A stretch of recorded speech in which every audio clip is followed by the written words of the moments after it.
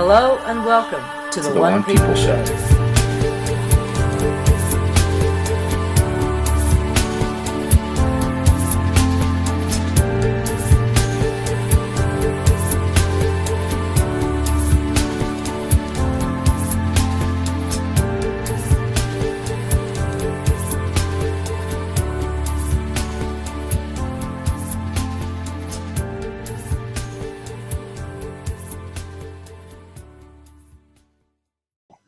Hello everyone and welcome to this week's One People Roundtable with myself and Danny. We've already got 240 people in the room. Yeah.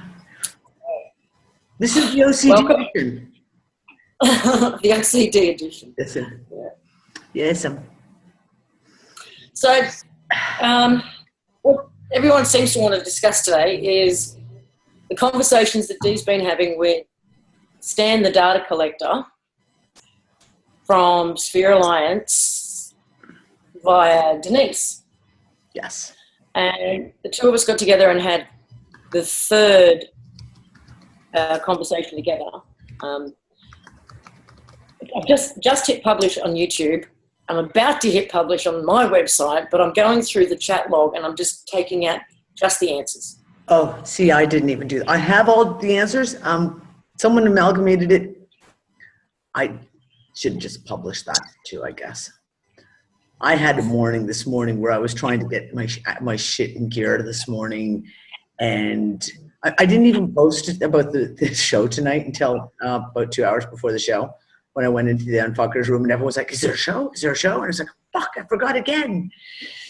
Whoops. Yeah, I just posted everything raw. The whole chat's just there, and I'm like, watch the show, read the chat, you'll figure it out. Is that the one you read on your site, Lisa? The one I read?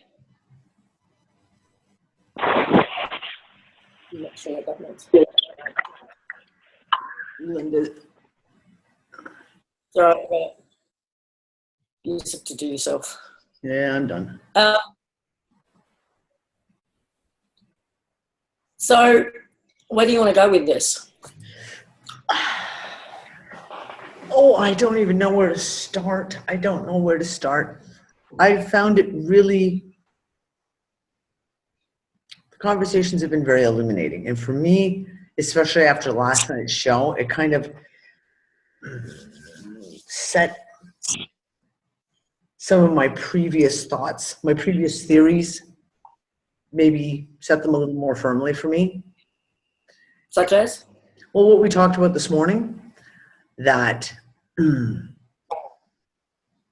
I've hypothesized since back in 2013 that all these perceived galactic groups, the Galactic, Federation, the Ashtars, those guys, and all these various groups, that they're all within their own, what we now call construct, their own simulation, their own whatever.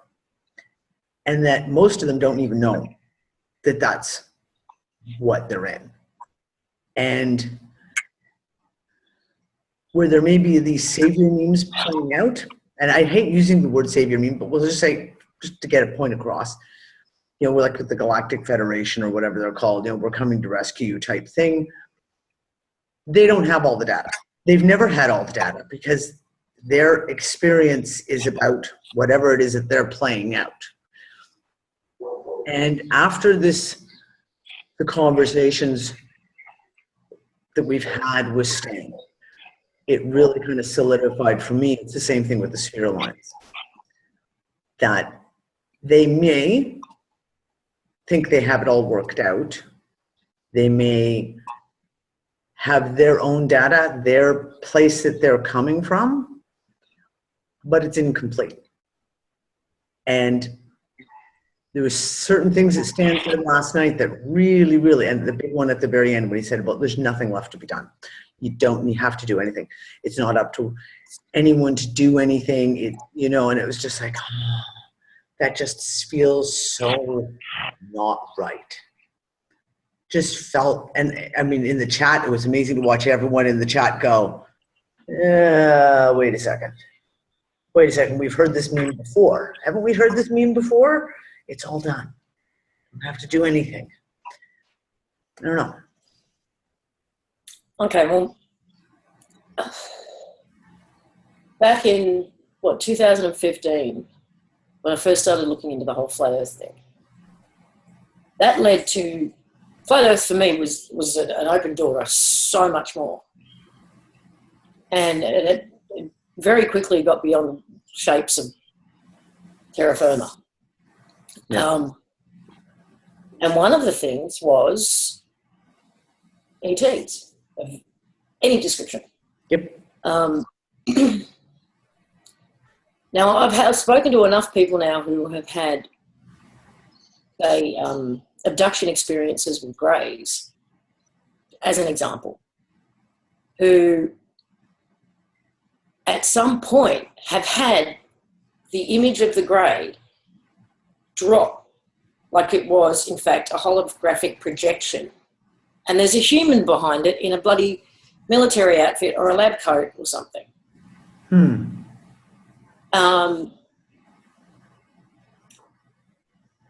We hear a lot about the secret space program. Yep. I'm not all that sure if there's actually any evidence, real evidence of them, of any intergalactic anything, if we look at it that way.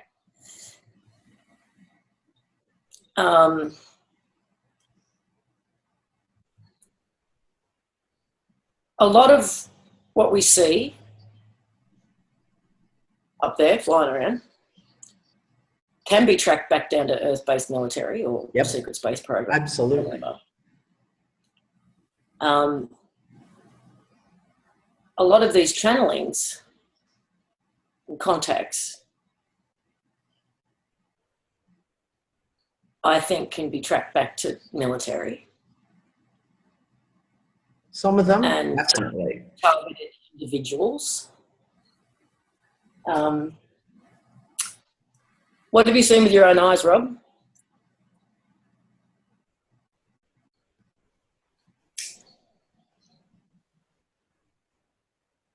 Lots.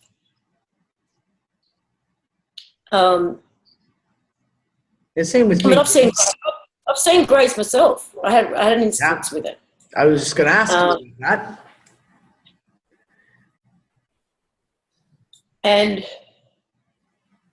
But can I be absolutely positively sure this was some kind of interdimensional visit by a group of aliens? Or was it a frequency-based projection in my room? I have no idea. I know what I saw. Yeah. Did I see what I was supposed to do? Did I see what I was meant to see? Well, here's the thing. So the holographic stuff keeps coming out. And just recently, did his name literally just go out of my head? Stephen Hawking, sorry, there we go. Stephen Hawking addressed a conference, I believe in South Africa or Southeast Asia, I can't remember, as a hologram. He was there as a full-on hologram. And followed right up with that, someone posted another link that was something else to do with holograms. And these are seriously, amazingly lifelike. So yeah, we open up the whole question of technology. This is actually one of the questions I do want to get into, and I will be discussing with Randy Moggins probably next weekend. Hawkins is a hologram. Yeah, it possibly could be. Yeah, so there we go. Tom's just put the link in there for the Nature World News. Hong Kong, sorry. What Hong I did Kong. get, before anyone thinks I think Denise is full of shit. No, I don't. No. I think Denise is an incredibly sweet woman who absolutely is hearing what she's hearing and seeing what she's seeing, and is 100% sincere. 100%. I don't doubt that. Unquestionable. And I actually said to Dee earlier that I would like to have gone after Stan a little bit more, but to do that, I felt like I would be going after Denise, and I didn't want to do that because she's lovely She- and I sincere and very genuine, yes. And there's no way to kind of separate the two at this point. Definitely.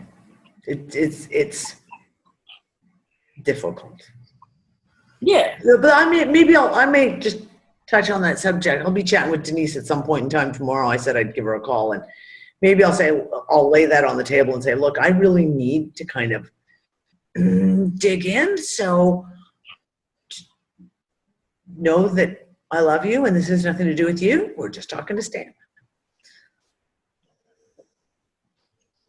Well, if she's open to that, I'd love to, because and if she's open to that, knowing that this is not about her at all. Yeah. Because everyone feels that. Everyone felt that. Everyone's the chat's all going, but we love Denise. Denise is like, so everyone's fallen in love with Denise because she's so Denise, like I said, I've known her since 2013. She's a sweetheart. It's not even a question. This is one of the reasons why I opened the conversation I did, because I fully trust Denise. Whereas, a Sheldon Idle or someone like that, it'd be like, I don't think so. Yeah, let me at it. Yeah. Just bitch slap him a little bit. No, I didn't say that. Shh. Erase. But what did you guys get out of it, is what I'm interested in. Yeah, I'd like to, exactly. I was just going to say, I'd like to hear from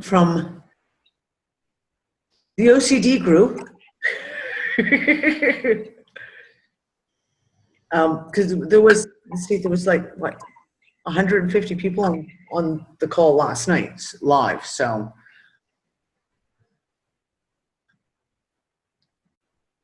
Some things resonated, some didn't. Confirmation on many levels. Yeah, well, I'm okay. not saying that it's useful. I had a quick conversation with Mr. John Clark earlier this morning in chat. Oh, HTJ's behind it. Okay. Yeah. Okay, did John just put that in there? Yes, there you go. John just put that in. And that's what he said to me. He was like, I can feel the energy. But you got to give, but we always talk about it. Even if it's disinformation, you have to give the truth for the people to resonate with it, to pull them in so that you can slide in the disinformation and the bullshit that they'll swallow. You can't just feed someone 100% bullshit because they're not going to buy it. Mm-hmm. Right? So, that's the whole thing. There's a lot of the stuff that Stan has talked about that have been really, really interesting, that really resonated, et cetera, et cetera.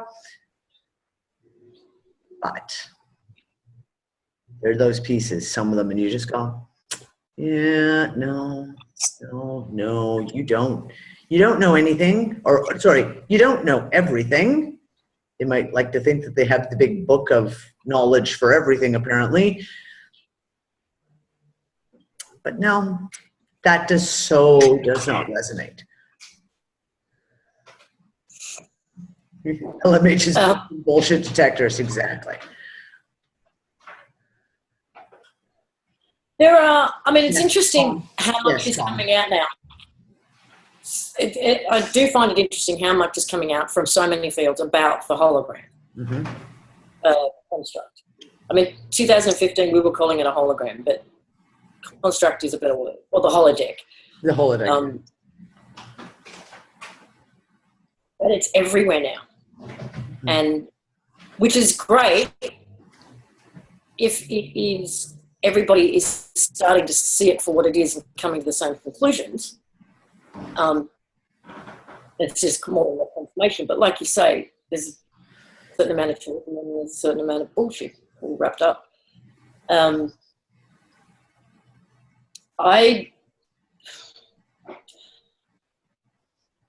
idea that the Earth sphere, as he calls it, was the original construct and everything was a construct from that, like a constructs within constructs, kind of makes sense to me. Yep. And also plays in, like we said this morning, with a lot of the rhetoric of channeled messages from like 2009 right through to 2014 about how all these galactic civilizations are right here. They're all here. They want front row seats because everything that happens on Earth is going to be so important, even though they can never tell you why. That one piece kind of fits into that, and all of a sudden gives you a bit of cohesion that makes you go, oh, wait, that's interesting.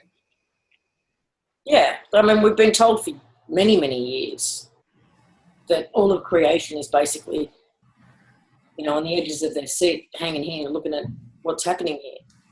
Why? And even in the conversations with Lilo and others, there was this sense that we weren't being told everything. There was a sense that we were needed, that we were. So this is why the you don't have to do anything doesn't resonate. It's because there's an underlying feeling of, we're all waiting on you guys. You guys need to do, there's something that you guys need to do. We need you.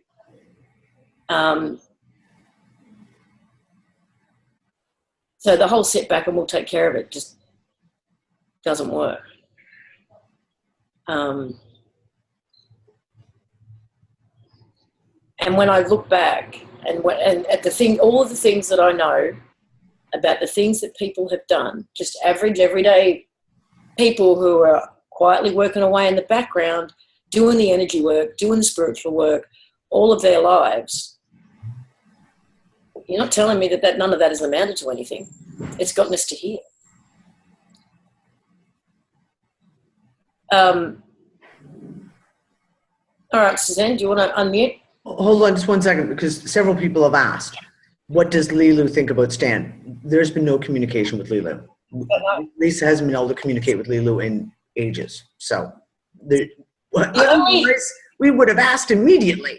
It was a couple of weeks ago was the last time I heard from Lilu, and over the course of 2 or 3 days, and she would there was only one time we were able to actually have any kind of conversation, because most of the time she gets half a sentence out and my computer would just shut down. The power coming through her, and you could feel it energetically as well as my computer. It was just overwhelming, and my computer would shut down. And I'd have to start everything back up again to get a few more words out, and it would shut down. She did get to come out and say that she's working on trying to match the frequencies. And that was it. The only conversation I had with her around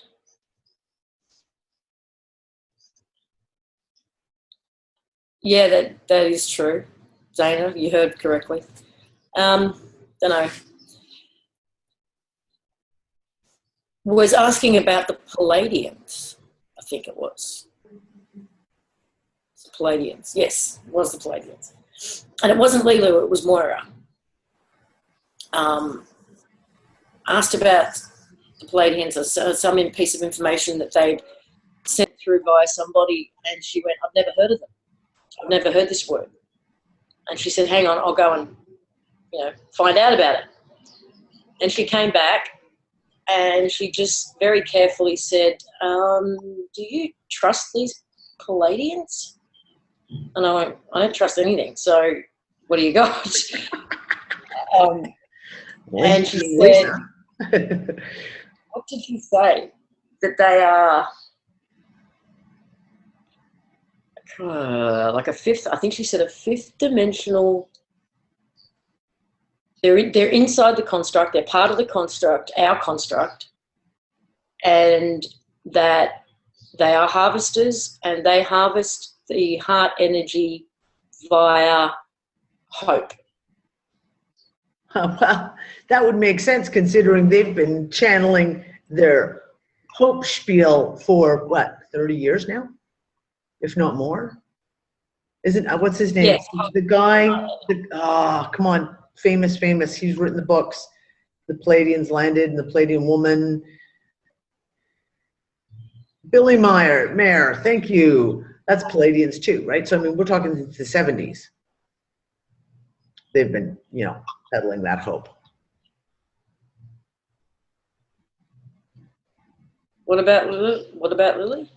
Apparently, it was said that all of Lilu's material is stolen from her.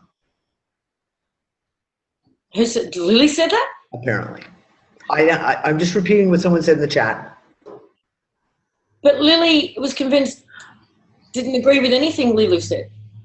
She was opposed to everything Lilu said. I don't know. I haven't seen, like I said, I haven't seen anything. I'm just repeating what someone put in the chat. Well, I don't understand. Yeah, I don't know. She was horrified.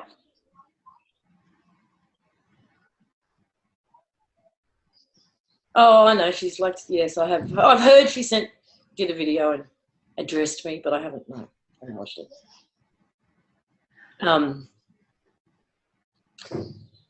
Yeah, you know, okay, well, that's there's been lots of different, over the years, channeled messages that I've either, if I haven't followed them, I've looked into them occasionally, etc. And there's been certain channelers who have I've really resonated with a lot of their message. And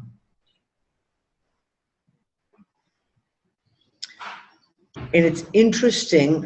I kind of wish there was a way I could go back and correlate, kind of like be able to take your memory back, zip back there and see what was the pieces that really, really resonated strongly back then versus how I see things now, and kind of the full circle that we've come. Because most of the whole channeled messages of, like, you know, the savior meme stuff and the Palladian stuff and all this never resonated with me at all. Like, I just, you know, Sheldon Neidl and all that. And it's really, really funny because that was my one Pentagon source who said follow Sheldon Neidl because he's got a link. He actually has a near peace chip link, and he is being instructed as to what he's supposed to be telling people. So, I mean, I read Sheldon Neidl for years because of that. not because it was truth, but Not because it was into truth, because, you know, it's whatever the data is coming out, if that's the data that's supposed to be put out, then you listen just to see what they're trying to put out. But all of this, okay. Dee and I had a brief conversation last night after yesterday's talk with Dan, and okay, how do I put this? Leads into a much bigger conversation. The last couple of weeks, and it's been a big topic of conversation in the LMH members, and I think also in the UU room, is the negativity, the darkness, the attacks, the stuff that's been going on. And I've been right in the thick of it, right? And it's been quite a journey. I think just about everyone's been right in the thick of it at various levels. Sometimes you don't even perceive what it is until you look backwards, hindsight being 20/20, and you go,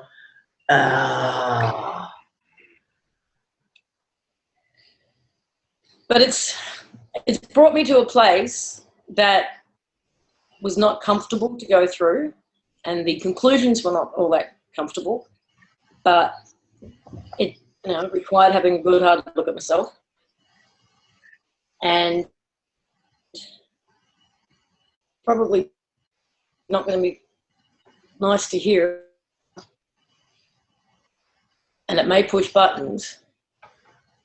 So asking everyone to just take a deep breath and hear me out here for a second.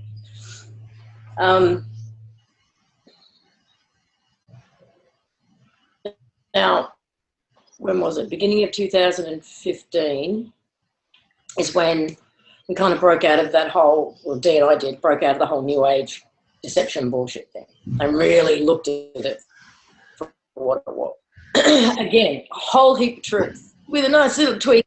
a little twist at the end to grab you and harvest you. Yeah. and sit on your ass and om and send out lots of little love pulses and do nothing. Oh, right. There's another one, the continuation of that meme of there's nothing to do. Just sit there, meditate, smile at the universe. And I'm a mirror, just showing you what you need to see. Never mind. I'm sorry. I may have issues. I'm sorry. I'll shut up now.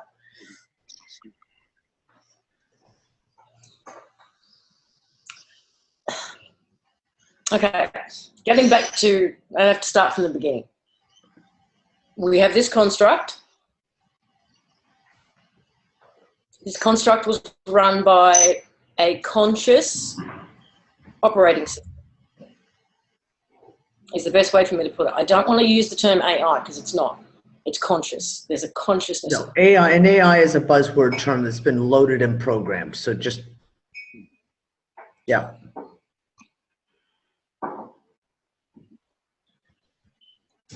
And the way we designed it to work for us is that, now this is obviously just my perception, right? I'm not speaking for anybody or telling anybody what. But this is the way I see it, is that we created this construct and we had a symbiotic feedback loop kind of related to the construct itself. That we were, with all of our higher faculties, well, someone's unmuted. With all of our higher faculties online, telepathy and the ability to see down timelines and all that effect was switched on, that we came into this construct and from our core heart, from our, not our bloody heart chakra, but from our core heart, our center, based on everything that we know about ourselves and the experiences we want to have, we then project, send that to the construct, and the construct feeds that back to us, and that's how we manifest and create our experience inside the construct. That relationship was interfered with due to us off to a certain degree. It would cut us off almost completely to our own higher faculties, for one. It inserted disturbances and disruption and interference into that feedback loop system between us and the construct. And then, as we all know, through all of the means, like media and religion and education and technology and everything else, it fed us programs. So that we would take all this data in and then project it out to manifest. Because we've been saying forever that they need us to create. Because this feedback loop system is how the creation happens. And if we're not doing it from within our core, we're doing it from all of this external data that's coming in and then creating. Yeah.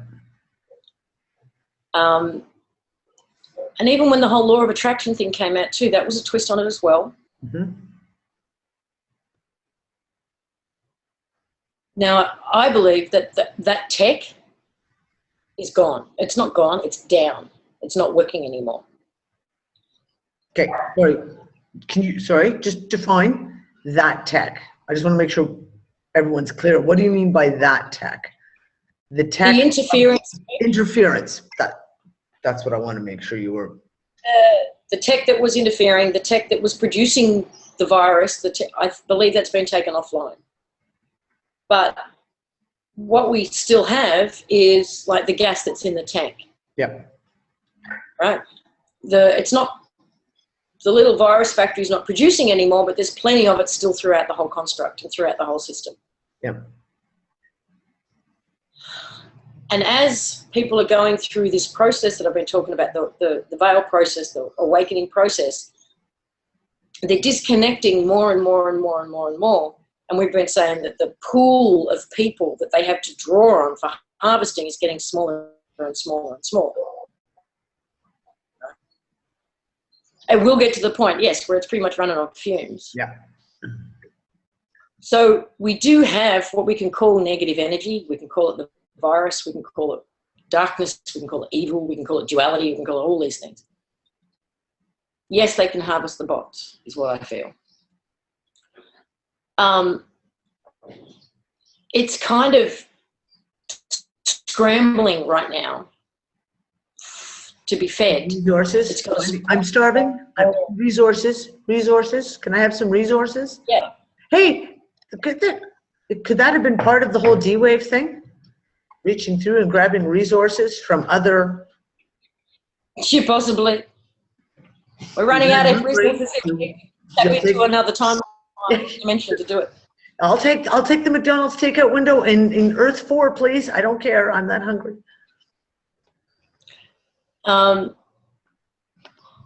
Okay, so it still needs to feed, but it has a smaller pool of resources to feed from. And what it feeds off is the programs that it's already inserted. Yeah. Fear being a big one. Religion, but fear... Politics. But they all create fear. Oh, absolutely. But those are like the sub-programs that push that keep it alive. Yeah. Because it's like belief, right? Going back to that whole belief thing. The belief just keeps it alive. Even if the program is fucking dead, that belief is still fucking running. To me, someone said doubt. To me, doubt is actually the result. Fear is the hook. Yeah. And it's the stuff that Dee's just mentioned, the religion, the politics, all that creates the fear. Yeah. Fear is the hook, and the result is doubt. Yeah. Does that make sense? Yeah. That makes a lot of sense. What I've seen happen over the last couple of weeks is the result being we end up doubting ourselves, we doubt each other, we doubt our abilities, we doubt our narrative, we doubt our connections, and we turn on each other. Yep. So I had to look at what was going on around me and what fear, what program was I still running that allowed this to get a hook in. And I had to dig deep because I've let go of so much. But what it turned out to be was this realization that because of what I do, that I'm putting the people I love and the people around me in some kind of jeopardy, in some making them vulnerable to fear, danger, manipulation, or whatever. Yep. And when I looked at that, it was like, oh, yeah, fear is a castrator. Mm-hmm. Shock, unable to think. Yep. I agree with you completely.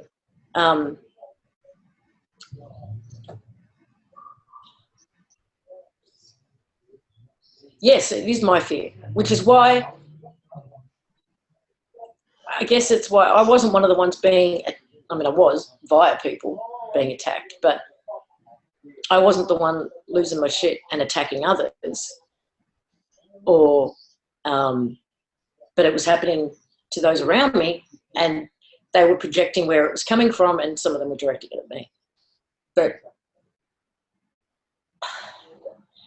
And then there was a whole bunch of pieces that came in over the course of like 4 days that led me to that, but also to this. Even Stan said it, funnily enough. And when he first said it, I went, what? No. I asked him about this energy, what I've been calling the Oki energy, which is this negative virus-inducing or producing energy that seemed to be just latching onto people. And in the LMH members group, we've been, kind of dealing with that quite directly. And then seeing all this octopus-related memes all over my Facebook, which was immediate feedback. I don't know if anybody else saw that, but there was so many octopus-related shit that came out suddenly. Even just like cartoon memes, just really had nothing to do with anything, but there was an octopus in it. Yeah, they were everywhere. Yeah, okay. And it's like, well, okay, well, there's instant feedback too. But even so, when I asked, Lise, hold on. I'm going to do a mute all, okay? So we've got someone unmuted. No, we can't hear you. There is actually, you'll hear voices in my background, possibly because there's stuff going on downstairs.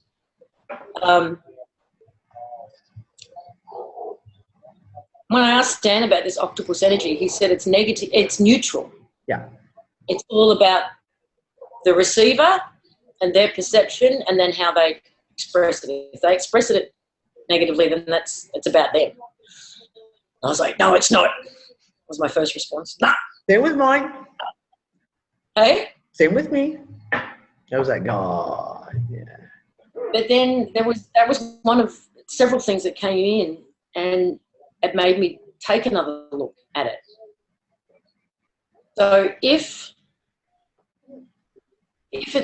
I'm feeling something that's accurate, that the tech is down, or it's gone, or it's been the virus in it has been cleaned up, and all we're dealing with is what's left in the tank, and all it can latch onto is the programs that are already there.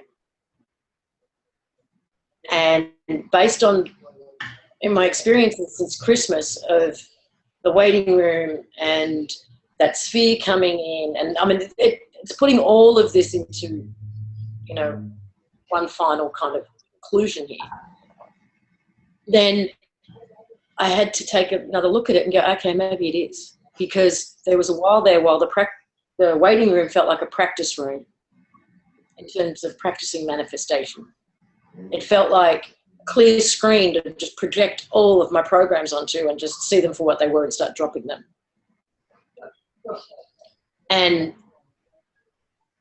if we are in this practice space, this waiting room space, or what did Stan call it, the holding pattern, if we are getting back to what we were originally, which is a direct feedback loop with the construct, okay? Yep. Then it's a pretty, we're seeing it, we're seeing our programs right now reflected back to us so beautifully, and our fears. Yep. It is us. Instantaneously. Right now, it is us. Instantaneously. And it's, okay, I'm going to jump in here because you and I had this conversation this morning. And I've had time. I've had a whole day to think about it. And you're absolutely right, because there's the same thing. I had my own fear kind of jump up and slap me in the face.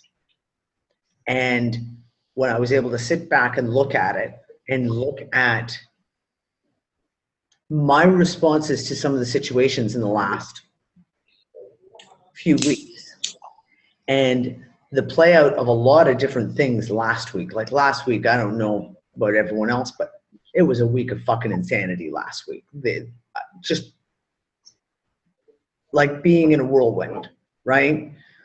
And same thing. I had a real look at that and said the same thing. What is that fear that I have? What is my fear? And then realized, funnily enough, that while I may not have consciously recognized, I had worked through it. During the course of the week, I had actually worked through it to the point of this weekend kind of coming to a full circle and going, okay, so this is what I got to do next, and this is how I'm going to work through it. And that was the conversation we had this morning. Made me sit back and go, oh, interesting. It doesn't, kind of working through doesn't necessarily even on the conscious, like identifying it, because I'd already started working through it through my own thought processes without actually even realizing what the hell it was I was doing. Yeah. So if we are getting back to being the creators, truly the creators, without the interference. And we're getting back to that place where we are completely, that's just the feedback loop between us and the construct again. And this is just the cleanup. We're in cleanup of releasing all the final crap. I wanted to put it out there. I can't remember when we did this, but I got jack of all the negativity at one point last year, I think it was, and said, let's have a good news week, a positive week. You know, don't look at any of the crap. And everyone had a great week, you know. I want to do something along those lines. So your mission, if you choose to accept it. Should you choose to accept it?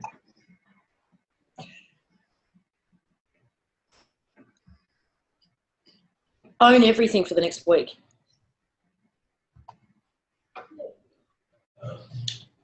If you can get yourself into a place where you do see the reality around you as this construct that you're directing, and really get into here and direct it from here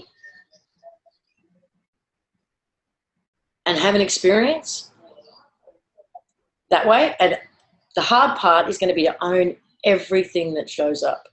Yeah. If you own every single thing that shows up and everything that presents, and go, okay, was that my manifestation from here, or was that a manifestation from like the programs that I've projected out? Yeah. And then own it, and see it as, okay, no, that's not something I wanted to create or see or manifest. So where did that come from? Yeah. What program would that come from? And just see how it feels and how it changes and how it morphs and how it evolves over the course of a week. And this is where the New Age movement twisted it. Yes. This is not about blame. This is not about you get what you deserve, you created the crap in your life. That's not what I mean. No. What they missed, what they didn't tell you was, yeah, okay, you did create it because you are that powerful manifestor and creator, but we fed you without you even realizing it, and through via your subconscious, all this fucked up programming so you would. That's the bit they didn't tell you. Yeah. You weren't manifesting and creating based on having all of your faculties online, knowing what was best, knowing what was, all of that. You weren't doing it for transparency. In full disclosure before you started manifesting this shit. Yeah. So it's not about blame. It's certainly not about blaming you. It's about giving you, this is actually, I found it empowering because it's like, okay, I can take ownership of all this, and this is my opportunity to see where I'm creating from here and where I'm creating still from the programs coming in. Yep. So I can see them, so I can let them go, and the more I let them go, the more I'm creating from here. Mm-hmm. So, okay, can I just a little piece, and it was one of those things that Stan talked about that really resonated as truth, is the whole thing about magnetics and the frequencies going out and coming in, and the heart generates a massive amount of magnetics. Okay, so when you talk about that center, and when again, not the heart chakra bullshit, but that center point.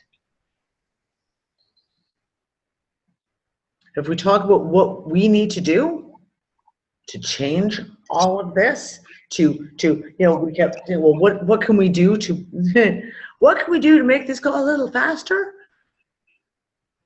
And that's that heart field, right? And that's that. If we think of this as an exercise to really kind of take it out of the head, the programming, and get it into the heart, is that then the frequency that we generate that could be the trigger point. I'm just putting that out there.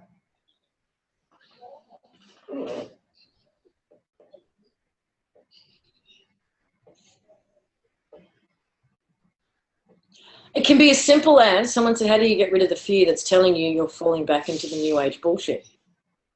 What I found is sometimes with the manifestation stuff and the release, it's as simple as a choice. Yep. If you can really get into a place where you understand that you're that powerful that it's simply a matter of choice. Oh, I choose not to. No, I choose that. I choose not to play that game. I choose not to get sucked into that bitchy conversation. I choose not to pay any energy into this situation over here. Well, not even that. Not even, like, don't look at it, don't. He's more that new age. No, and that's what I'm saying. That exactly. I don't mean it in that new age bullshit way. I mean in the fact of making a choice. No, that's not what I mean either. I don't mean don't look at it because, or don't feed it. I mean, if you see something you don't like, it's not about, I just won't feed it. Look at it and go, I don't choose that. I choose to make a difference to that situation. Yep. I choose to change that. I choose to see this instead. And that's how you make a difference. This is another, another one that I had a moment about. Being the neutral observer. All right, because we've been talking a lot about that lately too. Yep.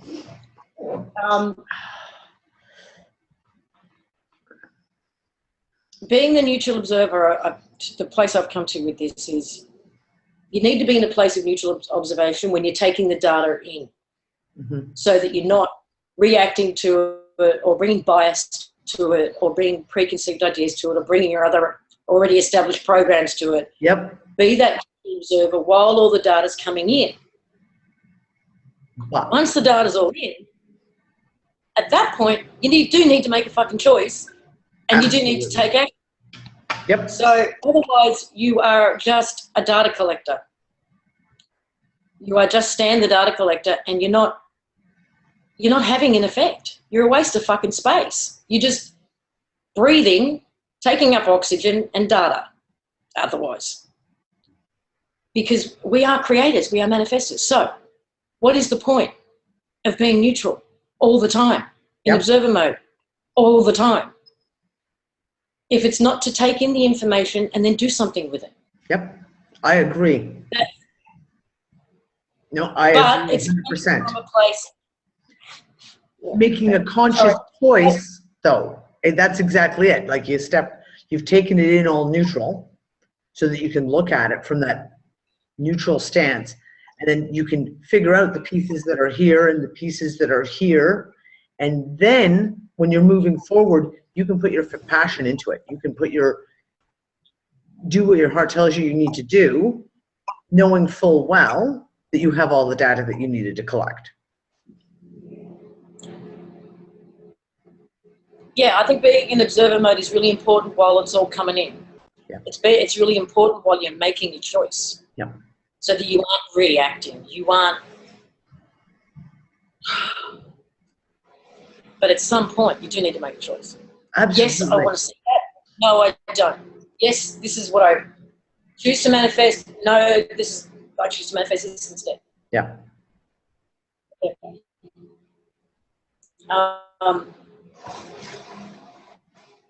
Okay, I think I've finished my rant for the day. I can go now.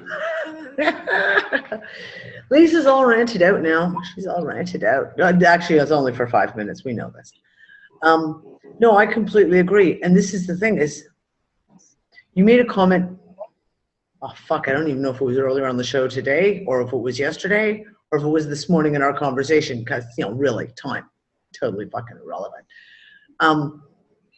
About all the people out there who all doing their pieces, who are, whether they're like doing energy work, whether they're doing astral work, whether they're doing whatever this, they're following their heart, they're following their gut that tells them what they are, what piece they should be working on, and making a choice. Exactly that. They're making a choice. They're making a choice of like, this is the road I'm going to be working on, and this is where I've got to go through to. I think all of us have that path. And everyone's path may not be the exact same. Everyone has got different pieces. Everyone has their own. Hold on 1 second. I've already made coffee. Yeah? Yes. Everyone's got their piece that they are bringing in. It's kind of like you get 25 people in the room, and some are musicians, and some are really good at drama, and some are good at writing, and some are math, and some are really inclined to sciences. Each person in the same way in this journey that we're going forward all has their own forte.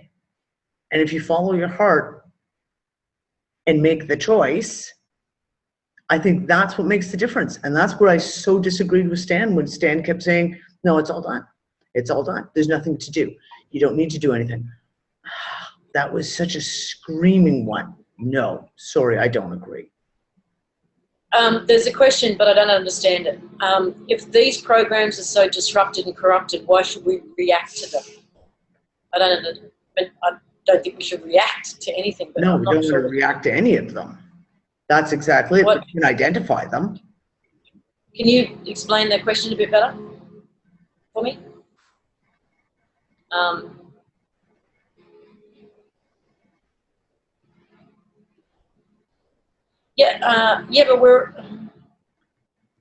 they are programs that were never meant to be there in the first place. Yes, but we need to see them.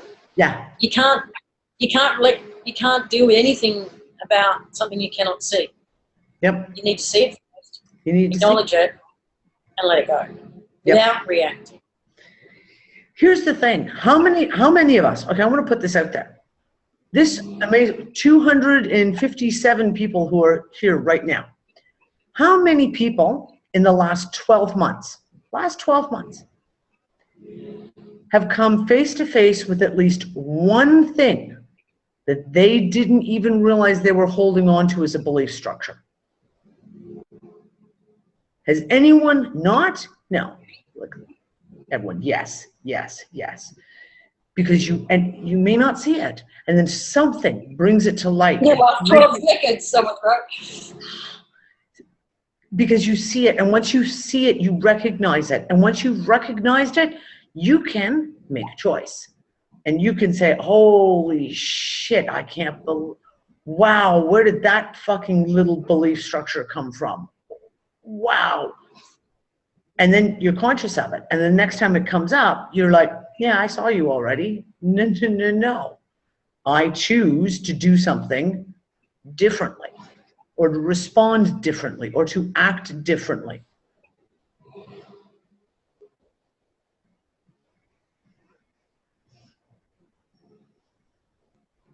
But that's, when we saw that yeah, when Lulu I kind of mean that the same thing. When I'm using the word beliefs, and unfortunately, most people immediately equate beliefs with religion. I'm talking about programming, whether it's political beliefs, whether it's social beliefs, that's what I'm talking about. Belief, i.e. something that is there that has no backing, that has no foundations, that is something, take it on faith. You need to vote Democrat. That kind of belief.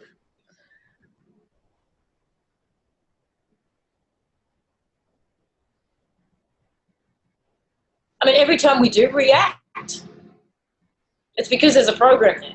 Yeah. So if you find yourself reacting, have a look at what's feeding that, what's underlying it, what's running that. Yep.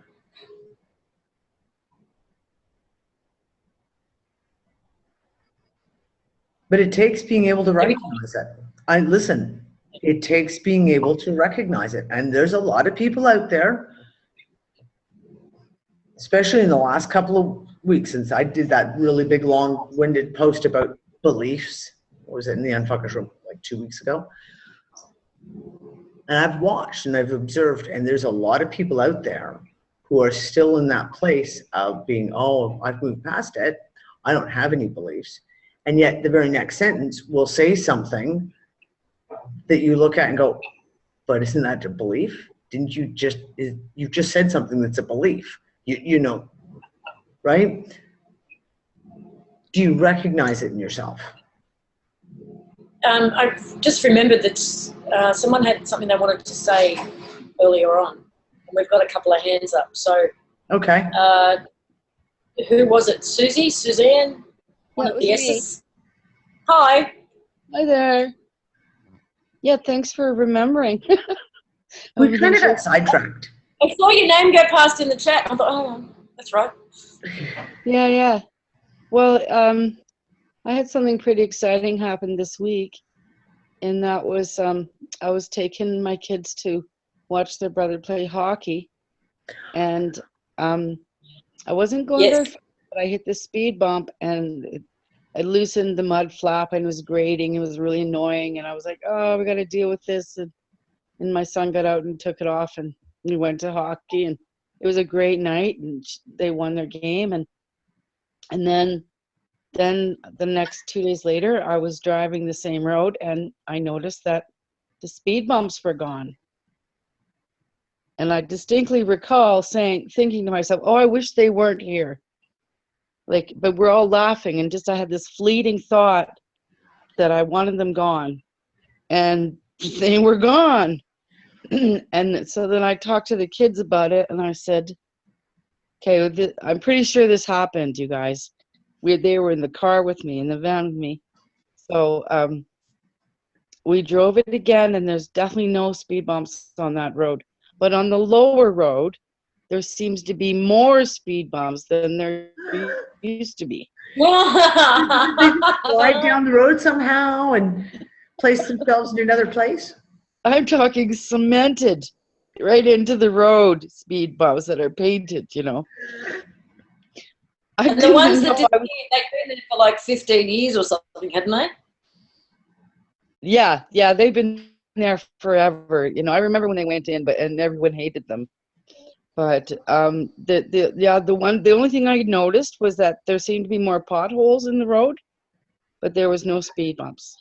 And then further down, and I'm driving that road just yesterday, and I thought there was like 5 or 6, and there never used to be 5 or 6 on that road. So anyway, something shifted, and I think they need to fill the potholes. Pardon? They need to fill the potholes. No, they need to fill the potholes. That's why they have to work on potholes. Yeah. Problem with That's just it. It's like I just got so excited because it made me realize that, yeah, I definitely affected something there. I'm quite sure. And then the idea that, you know, I wasn't really even trying, like sincerely trying to do something. It was just kind of just came off the cuff, and I let it go, and I was just in a really good mood. And so I think that whole part about, you know, opening your heart and not being attached to the outcome, really, I think that's got to be one of the clues. Yep. To me. Yeah, I agree. Yeah. And Megan just wrote this very line that's been going through my head. These are not the speed bumps you're looking for. These are not the speed bumps you're looking for. I have to share something. Okay, I'll mute now. That's all. Suzanne, thank you, because I have to, and Lisa, you're going to giggle on this one because I had this thud moment this week too. Okay, and you'll remember this. Do you remember me and my analogy about the tomato? And the manifesto of the tomato? Okay, those of you who've been following along since way back, when we used to talk about manifesting, especially back in 2013, I used to have this whole thing about manifesting a tomato. And you can sit there and sit in the chair all you want and stare at your hand and go, manifest a tomato, manifest a tomato. Or you could do something about it. And next thing you know, you'd have tomatoes. Well, apparently the universe has taken that a little bit far. In the last, my daughter over here is giggling because she knows where I'm going with this. So I've made a deal with our little local grocery shop. When they have leftover produce that they can't sell, they just give it to me in a bag. And I get massive, sometimes it's just a bag like this, but sometimes I get a bag of produce. It's like 20 pounds heavy trying to lug it up the hill. In the last month, every single time I have thought to myself, oh, you know, maybe we'll make some pasta tonight. Bolognese would be really good. Either I or Quinlan have gone to the shop, and our little lady has handed us a bag that is full of everything you could possibly need to make bolognese, including, you know, 2-3 kilos of tomatoes, an onion, maybe some garlic, a couple of peppers, even some mushrooms, maybe a little spinach. This weekend, I'm sitting there on Friday. And I've already made this connection and gone, okay, this is getting to be kind of a giggle. All I have to do is think bolognese. And I know I'll get everything I need for the bolognese for free because it'll just come to me. This Friday, I'm sitting there thinking, yeah, maybe I'm going to make some baked beans. I haven't made baked beans in a little while. I'll have to make some tomato sauce first. Quinlan walks in the door. I swear to fucking God. Half an hour later, and she's got a fucking giant bag of tomatoes. I just freaking laughed because it's been me and that whole fucking analogy I've been using for how many freaking years about manifesting a tomato. And apparently I am now the master tomato manifester. Well, it doesn't surprise me at all that the first thing you would master with manifestation is around food, full stop. Yep. What can I tell you? We've got a couple of other people with their hand up. We have Tamara. Hello. How are you? Hello. It's just good to hear you guys talk about this and what Suzanne and hear Suzanne talk about it as well.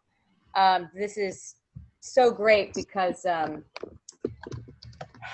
last week we had the same manifestation. You know, it's the more and more I've been clearing my programs, clearing all the programmings that don't serve me and serve around me, I've been finding and have been cultivating actually heart alignments with the people around me.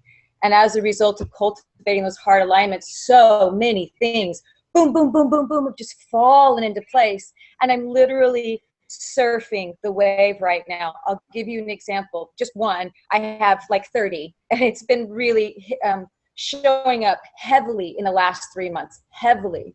So this one last week, you know, we had a certain amount of bills that were needed to be paid for this business that we're starting. And I looked at Kat and I was like, well, I don't know where this is going to come from. And at first I was a little worried. I was like, wait a second, that's my old programming. Take that out.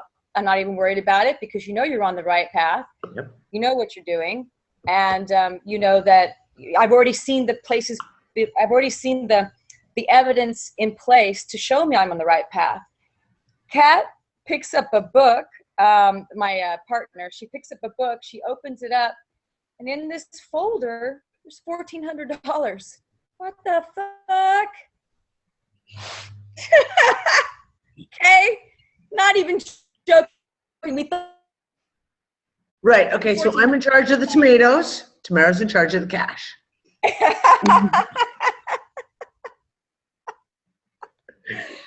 I mean, I just was really like blown away. And, you know, there's certain things that can be taken care of now to be able to move us to the next step. And I keep finding that. And today, some of the things came up, we're moving to the next step. And what I'm finding is that we're in a place just to be an affirmation for you guys and also anybody else out there in the chat room or those that are struggling with this.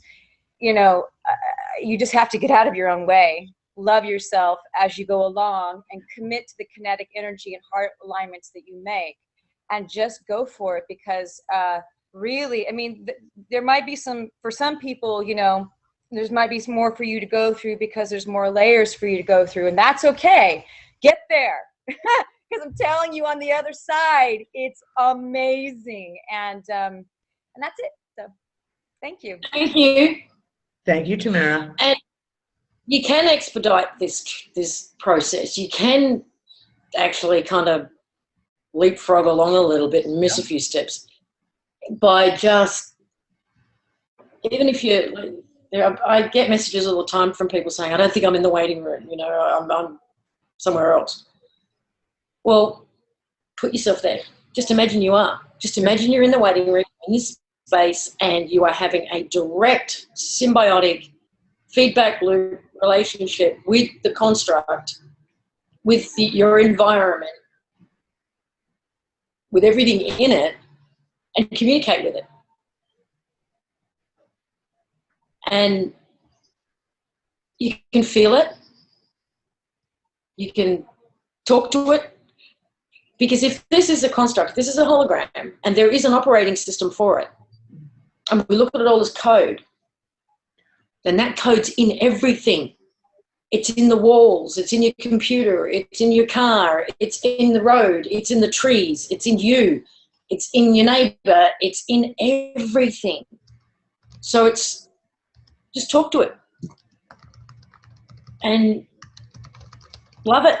Love what you love and change what you don't, and it just exponentially expedites your process. And you'll see and make the choice, make a conscious choice to see your programs, to see your, you know, your whatever is obstructing you and your process and your highest good, and let it go. Did you see the message just typed in? No. I laid down today. From you? Yeah, well, no, to No. everyone. I just punched it because I didn't want to interrupt. You said about the code, and it's in the walls. I had to go lay down today. I've been having, I'm in that, I guess, nighttime period that we talked about, because I've had to lay down like multiple times. I laid down today. It gone instantly. I was so tired. And when I woke up and opened my eyes, I saw all the code. I saw all the code. For the first time, like, you know, Mia, and I said, like, when I first come back from meditating or even sleeping, I see all kinds of strange shit. But for this time, I actually saw the running streams of code running up and down the walls. And I sat there and went, you kind of rub your eyes and go and look again. And I want to show you, because this is what, give me a quick second here. Yes, this will do just fine, actually.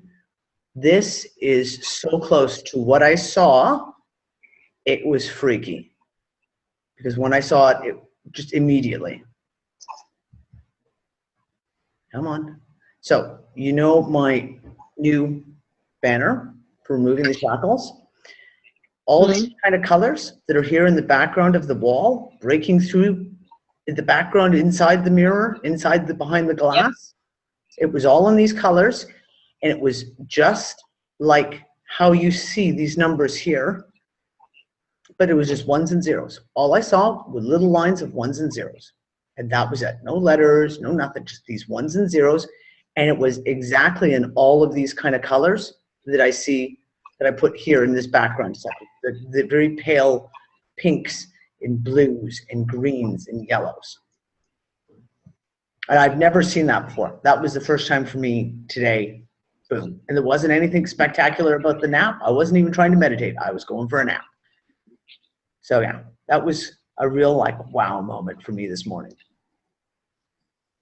I've got a photo to share with you too. There was something else I was going to say. Chris, you're right. Chris just asked if there was LSD in the tomatoes.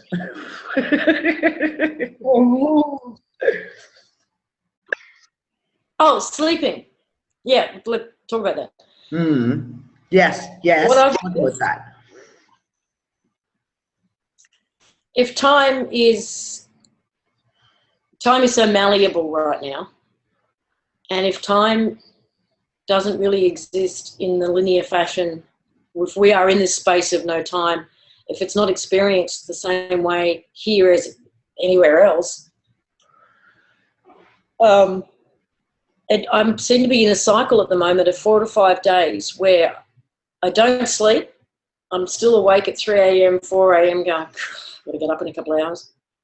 And then I get a couple of hours sleep and I'm fine all day. I'm not tired or anything. And then I go where for the next 4 or 5 days, I'm asleep by midnight and I get 8 hours or 7 hours. And then I don't feel like I quite wake up and I'm tired all day and I would really need a nap. And then that goes for like 4 or 5 days. So I'm wondering whether it's like circadian rhythm is tuning to something else. It's tuning outside of sun going up, sun going down thing. And it's tuning into something else. Similar, same here. Okay.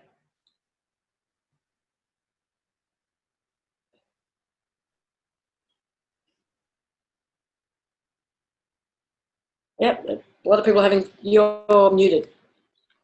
You're muted. Yeah, last week there was about 3-4 days where I stayed up until 1, sometimes 2 o'clock in the morning, wide awake, no problem. Forcing myself to go to sleep because you know your kids are going to be up in like 5 hours. And then starting Saturday, I have been exhausted. I have to have naps. I'm by 10 o'clock at night. This is my 3rd cup of coffee since 7 o'clock tonight, just to keep me awake for the show. I was like at 8 o'clock tonight, I was like ready for bed. So my name is Dan. Yeah, and food goes with it. When I am going through the sleepy cycles, I'm not hungry. I don't need to eat. But when I'm up, well, I don't know, when it was daytime for my body, regardless of whatever time it is, I'm eating. So, but I got a photo to share with you. Yeah. Oh. This was posted on Facebook. And then I also posted. Yay! I was just going to go find that picture. I was literally just, you're being sexy.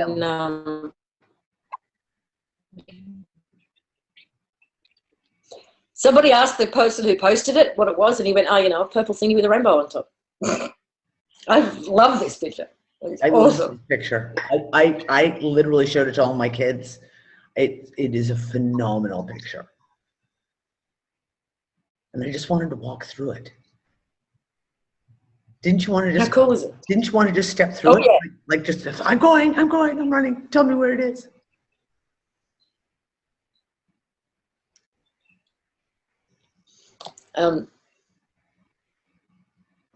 You've seen that with your own eyes, not a photo, Linda?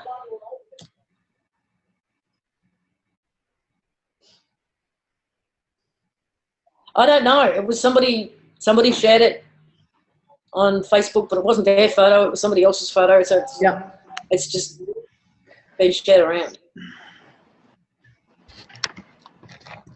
Fade away. Yeah. Rainbow vortex. So yeah, pretty cool.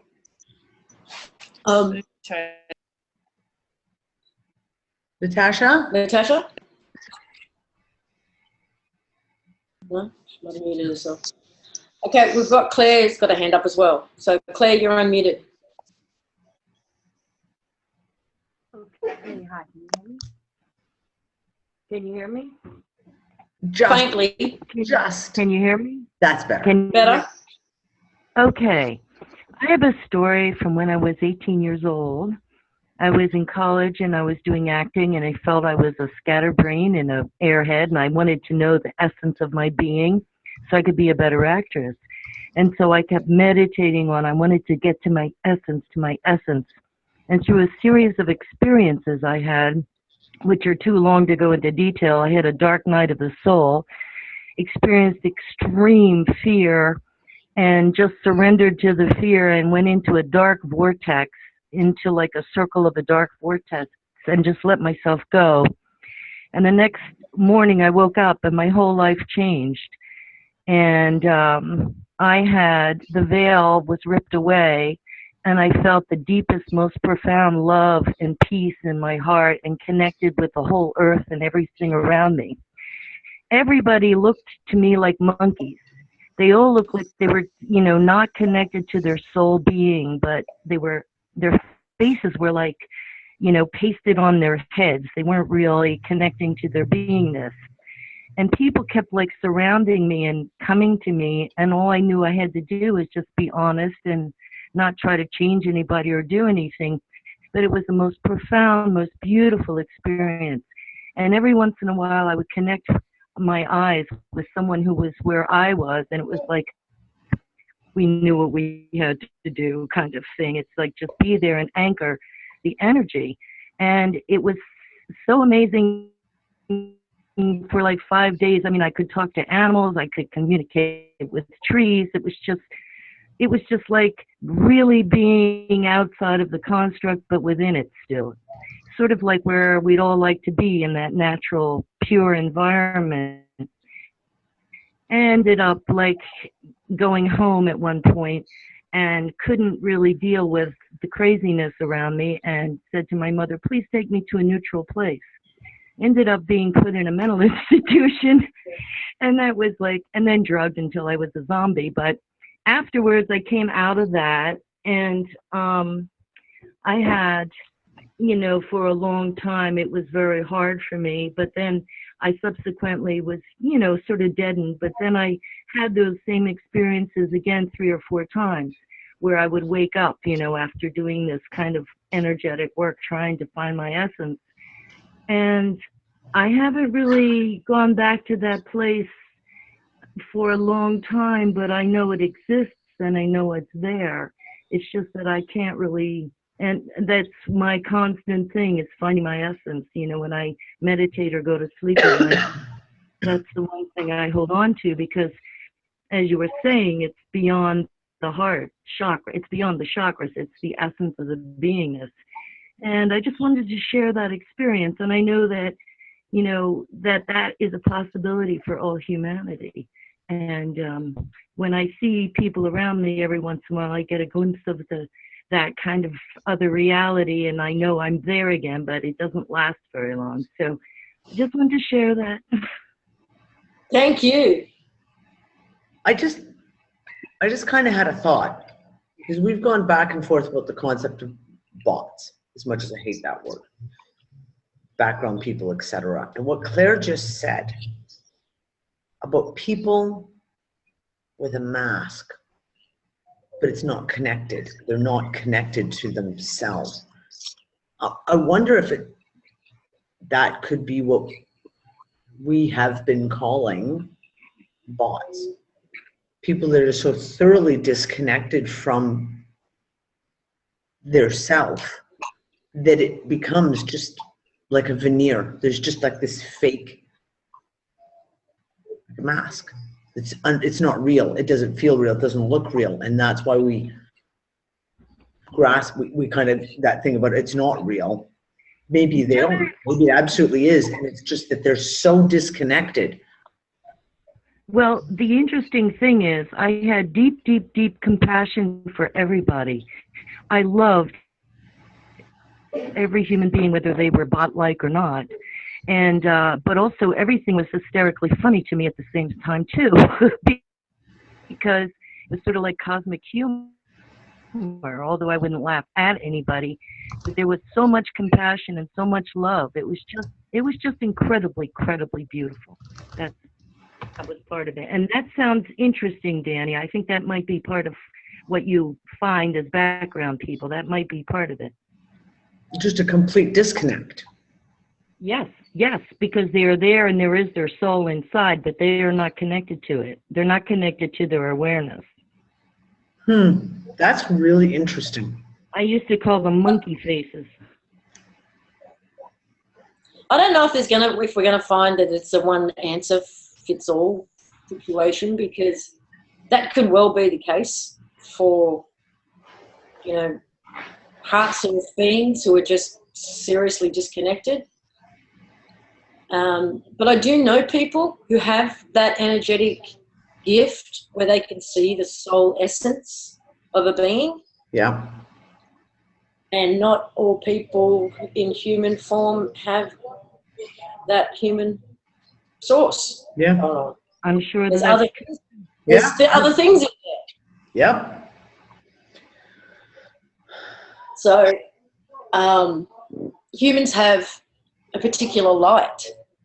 You know, even if it's so dimmed, it's just like the tiny little flicker, it's still there. But there's, you know, I've had people tell me things like this, slugs, just big black sludgy things, there's, you know, and nothing. Sometimes there's nothing running the show other than empty. You know, like your aged Smith job. Yeah. So it's probably a whole big combination of, you know, of different things. But yeah. But thank you, Claire. Yeah, thank you, Claire. You're very welcome, girls. I love your show. Thank you for your work.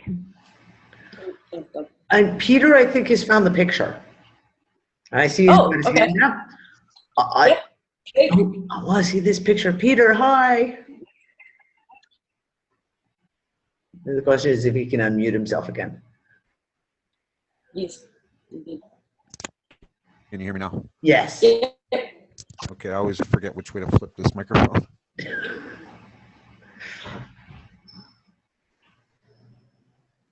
Okay, share screen.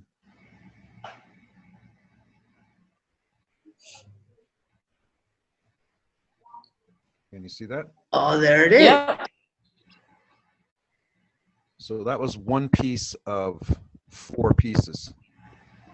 And I was afraid to download anymore because my computer was going crazy trying to download these pictures. But it was about 7 o'clock in the morning. This was going north. It was heading north. I watched it for a couple of minutes. Then it went behind the building and I couldn't see it anymore. Okay, so, and this is Toronto. Peter, we saw this in Toronto. And nobody saw it. It wasn't on the news, nothing. That's a meteor. That's not an airplane. That's not anything else. That's a meteor. And when I went onto the roof of the building, I saw like 5 contrails from the other pieces that broken off of it. So how did nobody see it? And then I went onto the meteor tracking website. There was nothing on the meteor tracking website. Nothing. I'm like the only one in the world who saw this thing. Okay, call out all you guys out there in the GTA. Did you see it? What date was it, Peter? Tuesday morning. So Tuesday, oh God, what is the date today? I don't even know what today's date is. It's the 27th, so 24th was Friday, 23rd was Thursday, 22nd was Wednesday, 21st. So 21st. So Tuesday, March 21st in the GTA, did you see any meteors? I want to hear about it. Drop us a line on the YouTube channel or in Facebook. Definitely. Everybody is asleep in the city. I'm Yeah. sorry to report. The socialist city I live in. Oh my goodness. I'm just going to go get some water. I'll be right back. Yeah, well, you know, there's been so many spectacular things in the sky recently. And nothing. People walk around and their heads are down. They're looking on their phone or they're looking at their feet or they're just looking straight ahead. It just amazes me. Like I said, we saw the moon when the full moon was coming up. So what was that, like a week and a half ago when the last full moon was? And we watched it rise one day over the Mediterranean Sea from our balcony. And I know exactly where it rose because our friend who's got a really good camera was taking some photos of it. So I know exactly where she was standing to be able to capture the image. And then 2 days later, it rose over top of the Shara Hill. It's amazing because And I'm like, how does no one see that? I mean, I told some people at work and they're like, why were you looking up? Unbelievable. Well, why were you looking at the sky? Seriously, I'm what's always wrong with looking you? You should be staring at your phone. Why weren't you Facebooking at the time? Snapchat. Seriously. A guy at a gas station one time. I'm standing at the gas station and I'm just humming because I always hear music in my head. And I guess the music wasn't working at the gas station. He says, do you hear the music? I said, always.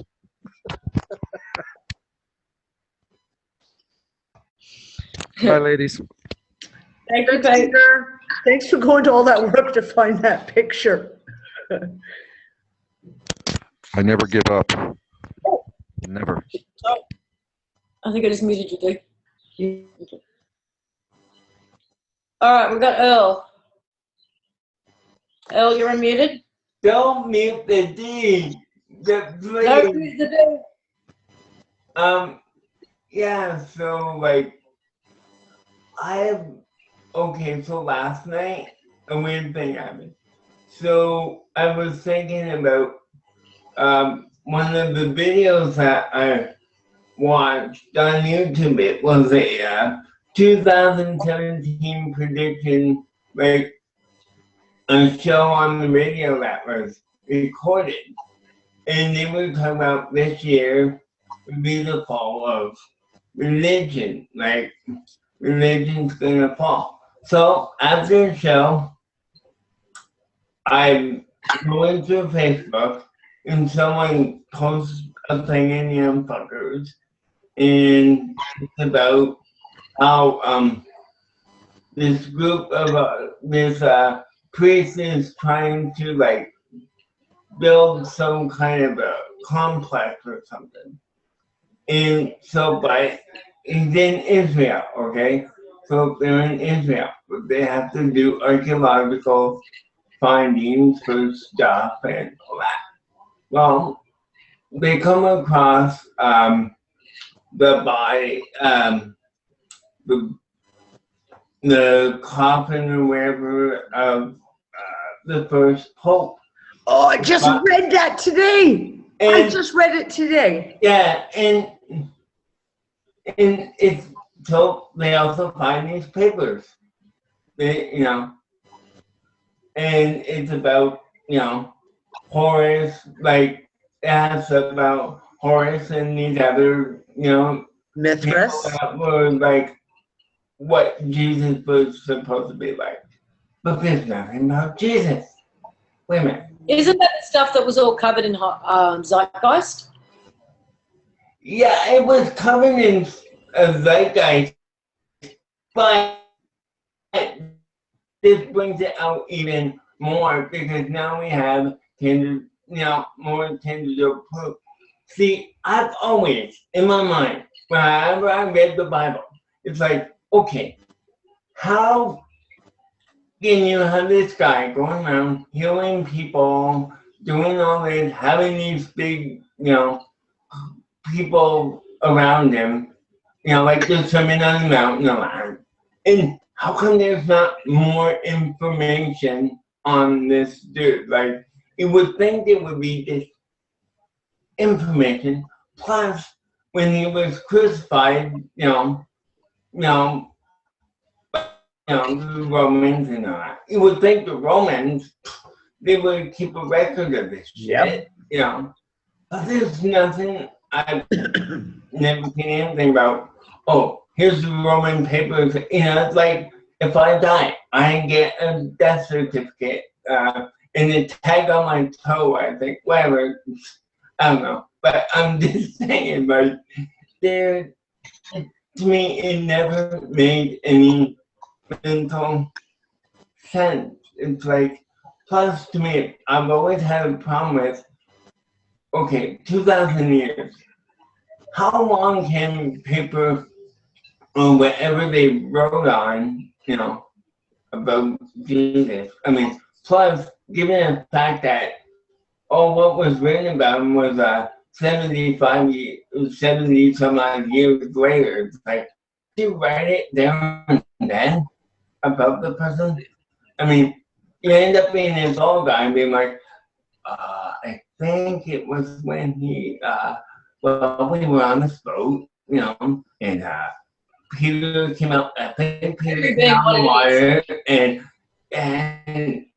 so it's just amazing how all this stuff is just like, it was just surprising how it just popped up on me on Facebook. I'm like, holy crap, I was not just thinking about this, but not even like a half hour ago after yesterday, I'm like, holy crap, is this what I've been working for? Because it's like, it's like, it's the one thing I've been trying to, well, I never knew where to look anyway, but this is just amazing stuff. There's a lot to it, that's for sure. And there's a lot of ways of approaching the whole story. But I do also think there might be something to the whole Malachi prediction, prophecies of the Pope. I can't see the story lasting much longer, to be honest, without being revealed. They say this Pope is the last Pope, so, it's like... Thank you, Earl. anyway, I'm gonna go, and no, I'm not singing with you, Dee, tonight. At least another time. Another time we'll do a duet. Thanks, Elle. Yep. There's a woman that has been pointed out to me on YouTube, and you're going to laugh when I tell you what she talks about. Hit me. Well, I think she calls it it might be floating, I'm not sure, but it's rainbow lasagna. Okay, I think that video came by and I haven't watched it. Woman wearing extremely rainbow clothes. Yes. Okay. I wonder if I can find it and show it to you, because there's a match between this thing she's designed that she calls the rainbow lasagna and a frame in the last Yellow Rose for Texas. I'll try and line these two up for you. But the interesting thing is, see, okay, so you guys know for a while now I've been talking about this sphere that's been coming in, and it's pink. And then when it hit me and I'm in this pink sphere now. And for me, this is the energy of this new Earth, the Windows 50 version, whatever you want to call it, right? She's got an image in her background. She does art. And she's got an image of the new Earth, which is a pink sphere inside the old Earth that's cracked open. She's got some really interesting bits and pieces. She's very much about the technology of the chakras, of the construct, she's got a different take on it, or not necessarily a different take on the technology, but about how timelines and life cycles work and stuff like that. And she talks about a higher, what was the word I used before? Higher, oh my God, it's gone out of my brain. Faculties.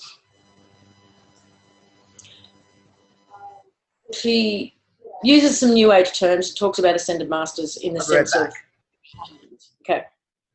She says that essentially with our higher faculties online, we can know exactly where we're going and weave our way through this lifetime, this process, and death is completely not necessary. But there is what she calls the death membrane that we keep hitting because our faculties aren't online. And because our faculties aren't online, it's supposed to be a feedback system to the source, to source. So as we're having our experiences and we're learning and we're growing, all of that information, all of that data is supposed to be going back to source. But it's not, because it's all been cut off. And what it's doing is we're hitting this death membrane, and all of that information is being held in what we call the fourth dimension, or the astral. And it's not going back to source. It's been building up in here. It's kind of interesting stuff.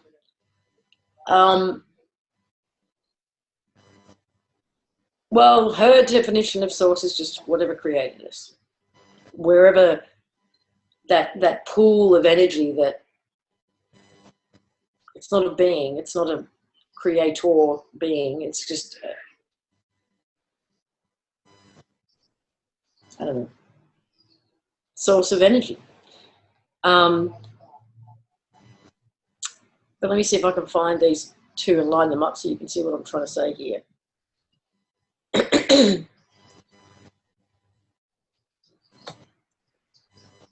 And anyone familiar with Yellow know what I'm talking about here. Okay, so wonderful, good. Welcome everybody. Get that out. Are you back, Dee? I'm not looking at the screen. I'm here. Okay. I'm just trying to line these up at the right spot. So talk amongst yourself for a minute. There we go.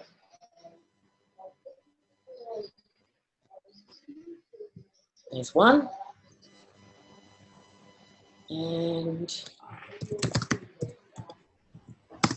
Yeah, and Sam just said Yahweh is a plural word. I mean, gods, plural, and that yeah. Yaldabaoth whole thing. I mean, basically is Yahweh. I mean, I don't. Anyone who reads some of the information of things like the Apocrypha of John, etc., it's pretty right there in front of your face that whole Hebrew scriptures, God, the Lord High God, is actually Yaldabaoth. Yaldabaoth. Yaldabaoth, that's it. I always say it wrong. Hold on.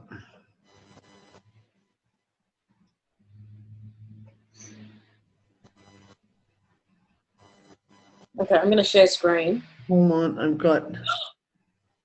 It's her! There it is. It's Aurora. There she is! In her rainbow jacket. In her rainbow jacket. Hello!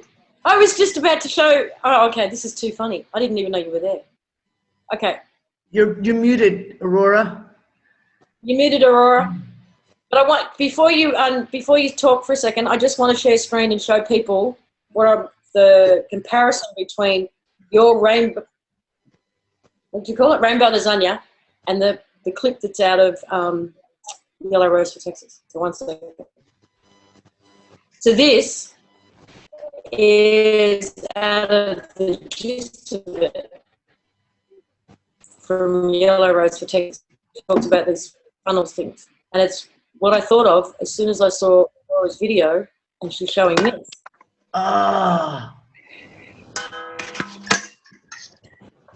How cool is that? And here's the new pink earth. And that's what I'm told. That's what I'm told it. But she can tell me directly. Yeah. Now, actually. Aurora, come talk to us. That's what it represents. Yeah, I'm actually, so excited. what very good timing. I got clued in by Annette that you guys were talking about flying rainbow lasagna, and she gave me the link to tune in, so everything is in perfect synchronicity. Awesome. So, get me up to speed. What's going on? What's the topic?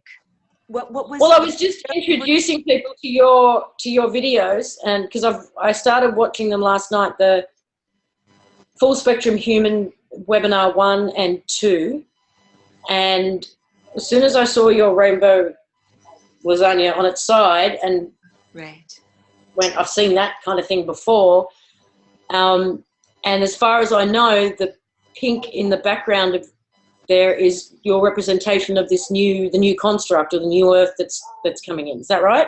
Exactly, yeah. So wait, I just want to grab one more sculpture. I'm sorry that I'm ducking off camera while I'm talking to you. That's okay.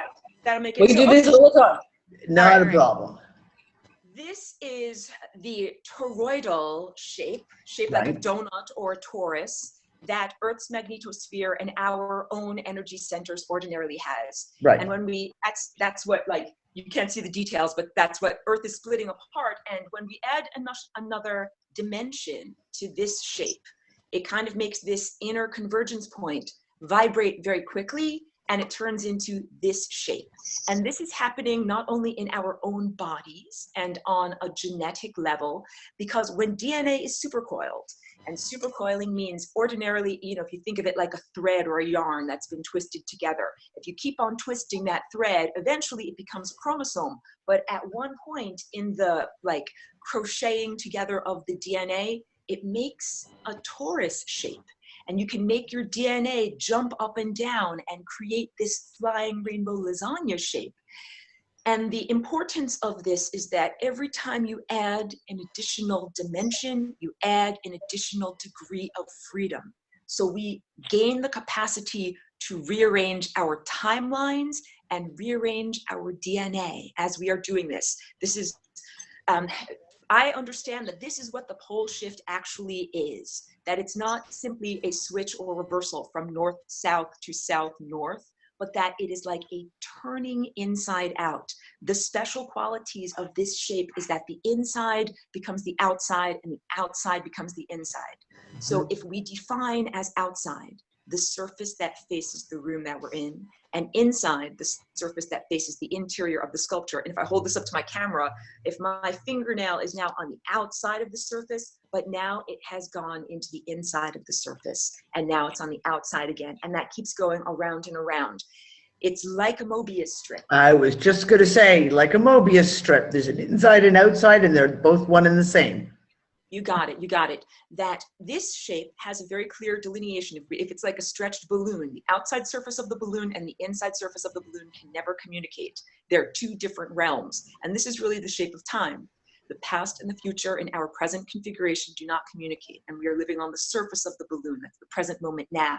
But when we do this with our own bodies and with Earth in general and with the cosmos in general, we now make it possible for past and future to communicate. We now bring together spirit and matter. This is the creation of a new dimension. We no longer are going to live in a dimension where energy or consciousness is separate from matter. That's what Einstein taught us. He said, here's the equation. E is on one side, mc squared is on the other side, and these matter and energy are in constant opposition.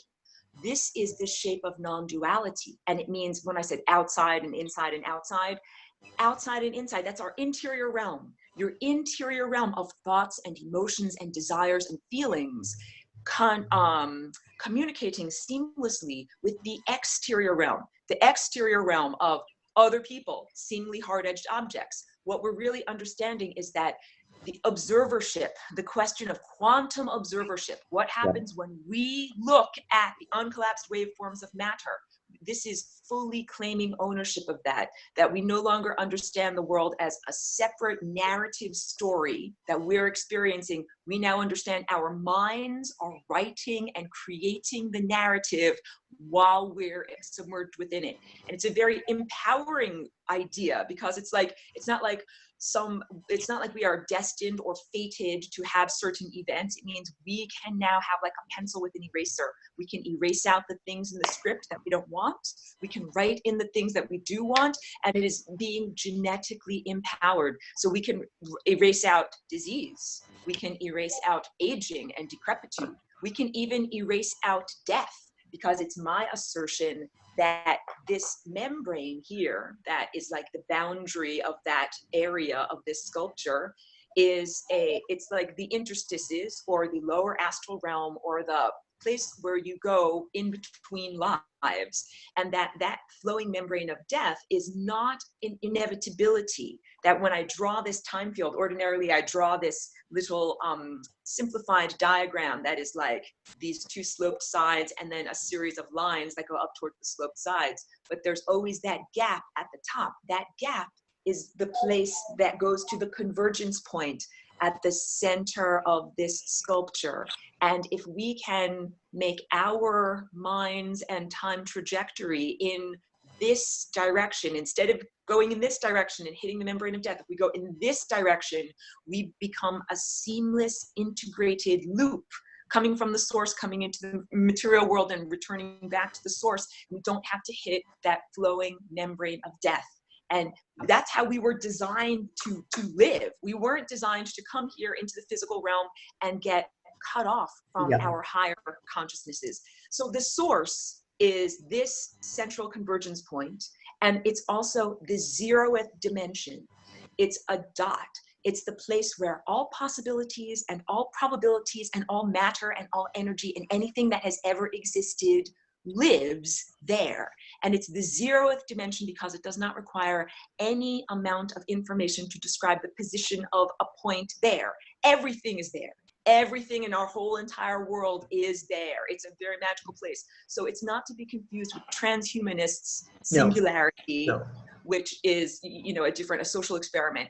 And it's similar to the singularity that science describes, which is like at the center of a black hole, where the fabric of space and time has been infinitely stretched. If we put an infinitely heavy bowling ball on top of an infinitely stretchy fabric and make it stretch, stretch, stretch, it makes one of these pointy vortex shapes. And that's what the singularity is. Yeah, so I know I'm going at a very fast rate and everything like that. You've got an apt audience. We're following. At least I am. We're good. Really good. That's wonderful. And so yes, the central convergence point is where all of our consciousnesses come from or derive from, and it's where we are intended to connect back to. And it is an artificial distortion that we're in right now, that humanity has been genetically cut off from being connected in real time. When we die, when you hit that membrane of death, what happens is you reconnect, and it's like handing in your hard drive. It's like saying, this is everything that I've experienced during my life.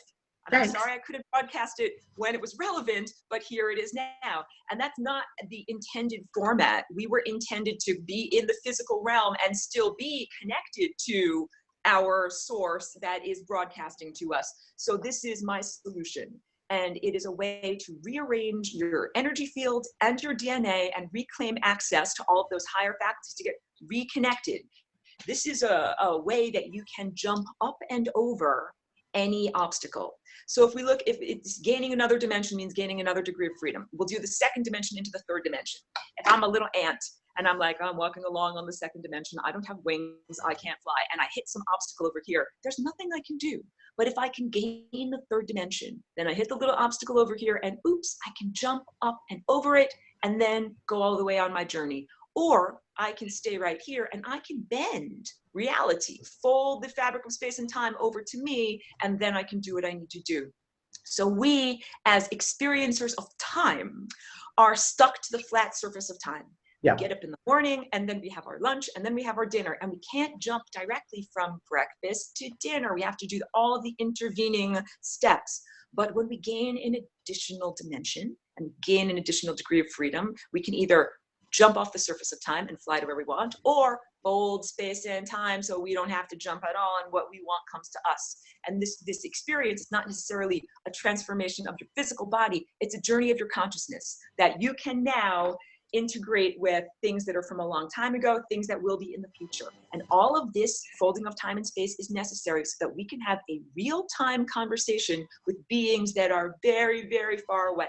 If we really wanted to have a real conversation with beings that lived on a different star system or in a different galaxy, and if it had to go by line of sight, light waves or radar waves or something like that, by the time I said hello and they received the message, I would be dead. I would be biologically dead. And by the time they responded back, they would be speaking to a culture that has arisen millions of years later. It would be a moot point. So in order to communicate effectively across vast scales of time, of space, we need to be able to fold time. So this is essential for us to rearrange our DNA and our energy fields so that we can begin to become communicators with this sophisticated galactic group of entities that are out there that can fold time and space in this way. Good stuff. Wow. I like it. Thank you. You've come right at the end, unfortunately, so we actually only have a couple of minutes left. But thank you so much for jumping in there and doing that. And whoever paged Aurora to the Unfuckers in the LMH OCD meeting, thank you. That was perfect timing. That was Annette. Thank you, Annette. Thank you, Annette. And for anybody who wants more on this, you can go to the YouTube channel. If you just look up Rainbow Lasagna, you will find it. It's the only rainbow lasagna that I found on there. Well, just and do you have a website? As well, or is it link, Lisa? And we can post the video when we put out the archive. We can make sure we put the Rainbow Lasagna video with it. Yes, because it might be best if you include flying rainbow lasagna. Those keywords, because you'll find my YouTube, everything, and all the videos I have on there. You'll find all the other recorded stuff that I have available, and you'll find my website where you can check out detailed images of my paintings and also how I do it, like my process. It's not computer generated. You'll see me painting it. I think you can get a lot out of it checking that out. Cool. So that stuff's not computer generated behind you? Nope, I use only what I call my organic computer. And that's the whole idea, that I really say we do not need microchips or computers or external intermediaries at all in order to achieve our highest levels of inspiration or potential or whatever. We have that all within us. So yeah, I developed this over many years, actually after a brain injury. So this is coming back from having no math skills into being able to do this. So yes, we have incredible capacities to grow and change and shift, and it never ends. Just keep on going on that trajectory of learning and growing.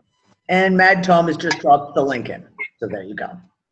Thank you. I did too to the video that I referenced, but yeah, we will post your information in the archive of this as well. For sure. So thank you so much for joining us. Thank you for calling me in, and I know I ran my mouth a lot at the end. I hope that was okay. That I No, absolutely. Good. My friends joke like you have to press pause on Aurora in order to get a word in. So thank you so much. Well, thank you, and thank you to everybody who joined us today. We are out of time, but we will get the archive up as soon as we can. Yep, as usual. Thank you so much. Good Bye night, for now. everybody. Bye. Bye.